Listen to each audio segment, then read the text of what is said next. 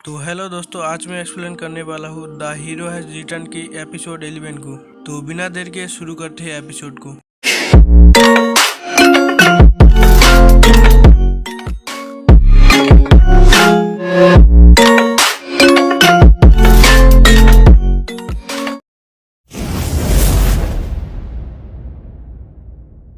तो एपिसोड की स्टार्टिंग में हमें दिखाया जाता है रिकंस्ट्रक्शन गवर्नमेंट का बेस को, जहाँ पर जिनसू और जीजी को बांध कर ले जाया जा रहा होता है। जिनसू जाते हुए अपने मन में बोलता है, मेरे ताकत को देखते हुए मैं अपने आप को 1 सेकंड में छुड़ा सकता हूँ। इस जगह के आवाज को सुनते हुए मुझे लगता है यहाँ पर 4-5 सोल्जर होंगे, मैं उन्हें 3 सेकंड में मार सकता हूँ। मुझे गुस्सा आ रहा है, क्या मैं यहाँ से भाग जाऊँ? उसके बाद वो वहाँ पर ही रुक जाता है और सोल्जर उससे डरते हुए बोलते हैं, ये क्या कर रहे हो, चलते रहो।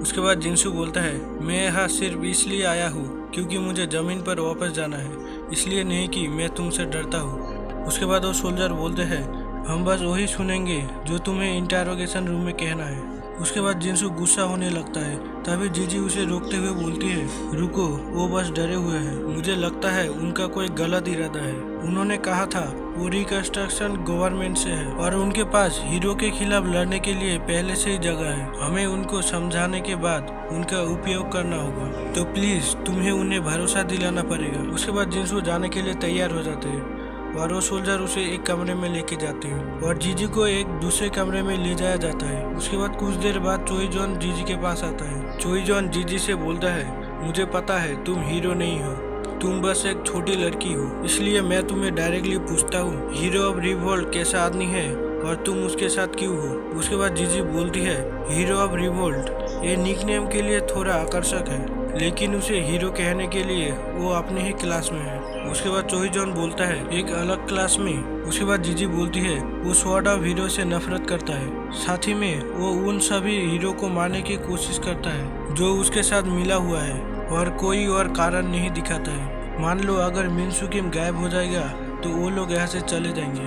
उसके बाद चोई जॉन अपने मन में बोलता है, अगर वो जो कह रही है वो सच है तो सिचुएशन समझ में आता है। मिनसू किम के 1 साल के बाद उसने जो कर दिखाया है वो शायद इसलिए है क्योंकि वो दूसरी दुनिया में महसूस करता है जैसे हमारी दुनिया बह गई। इससे ये भी पता लगेगा कि वो उत्तर की तरफ क्यों बढ़ता है और उसने क्यों दूसरे हीरो को मारा। बदला लेने का चाहत और रोज उसके अलावा उसके विचार रिकंस्ट्रक्शन गवर्नमेंट से मिलता है। उसके बाद चोई जॉन जीजी से बोलता है, ठीक है, मान लिया कि उसका उद्देश्य यही है, फिर बताओ तुम उसके साथ क्यों हो और उसने तुम्हें इधर उधर रखने का फैसला क्यों किया? उसके बाद जीजी बोलती है, मैंने उससे कहा कि मैं अकेले तय करूंगा क्योंकि उसे एक गाइड की जरूरत है और एक ऐसे आदमी के रूप में जिसने अपने परिवार को खो दिया है। मैं उसके बदला लेने में उसको ज्वाइन करना चाहता हूँ, हालांकि मैं अभी तक उसके लिए मदद से ज्यादा एक बोझ रहा हूँ। उसके बाद चोई जॉन बोलता है, तुम जो कह रही हो वो मुझे समझ में आ रहा है। उसके बाद जीजी बोलती है,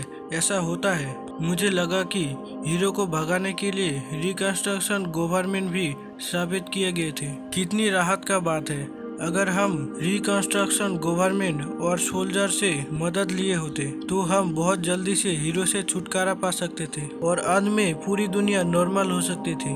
उसके बाद चोई जॉन बोलता है, छोटी बच्ची, तुम्हारी बातें करने की एबिलिटी बहुत अच्छी है, लेकिन तुम्हारे पास डिसीजन करने की एबिलिटी की कमी है। हम हीरो को नहीं छोड़ेंगे, इसके अलावा स्वॉर्ड हीरो के ऊपर हमला करने के हमारे पास कोई प्लान नहीं है जब तक हीरो ऑफ रिवोल्ट हमें ये दिखाने में सक्षम ना हो जाए कि वो मॉन्स्टर के विरुद्ध हमारे नियंत्रण में है। उसके बाद जीजी बोलती है, माफ कर देना। उसके बाद चोई जॉन जीजी से बोलता है, क्या मैं तुमसे कुछ पूछ सकता हूँ? क्या तुम हीरो ऑफ रिवोल्ट के ऊपर भरोसा करती हो?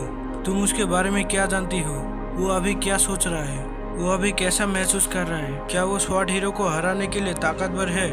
और इस बात का क्या भरोसा है कि वो पथभ्रष्ट नहीं होगा? और अंत में वो क्या करने की प्लान बना रहा है स्वॉर्ड हीरो को हराने के बाद और अपने बदले को पूरा करने के बाद? जैसे कि तुमने कहा, हीरो ऑफ रिवोल्ट सभी बचे हुए लोगों का होप बन सकता है, जैसे कि अफवाहें पहले से ही चल रही है कि एक हीरो दूसरे हीरो को मार रहा है, लेकिन उसके ऊपर भरोसा करने के लिए और उसका मदद करने के लिए जोखिम बहुत महत्वपूर्ण है। हमारे पास फिर से शुरू करने के लिए फुर्सत नहीं है। ये हमारे लिए बहुत ज्यादा लॉजिकल होगा कि हम उसे अभी मार दें, जबकि हम उसे रोके हुए हैं, या कम से कम हम उसे कैद कर सकते हैं। मैं अगर ऐसा होता है तो पहले उसे वापस पकड़ना पूरी गलती थी।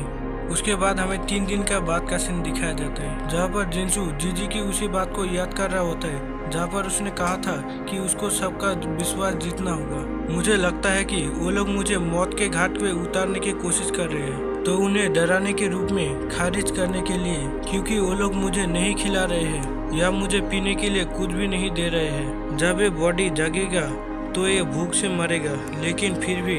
और तभी जिनसू को बाहर से गोली चलाने की आवाज़ सुनाई देता है। उसके बाद जिनसू के हथकड़ियाँ और उसके आंखों के पट्टी कोई खोल देता है, और जब जिनसू अपने आंखों को खोल के आगे की तरफ देखता है तो वहाँ पर जीजी होती है और उसके साथ एक हीरो भी। उसके बाद वो हीरो जिनसू को बोलता है, ये तुम हो, एक नया हीरो लौट आया है। और जिनसू को कुछ भी समझ नहीं आ रहा होता है कि यहाँ पर क्या हो रहा है, और यहाँ पर ही हमारे एपिसोड का एंड हो जाता है। तो वीडियो अच्छा लगे तो लाइक कर देना, शेयर कर देना, चैनल पे नए हो तो सब्सक्राइब कर देना, साथ ही साथ बेल नोटिफिकेशन को भी ऑल पे सेट कर देना। तो मिलूंगा इसको नेक्स्ट एपिसोड के साथ।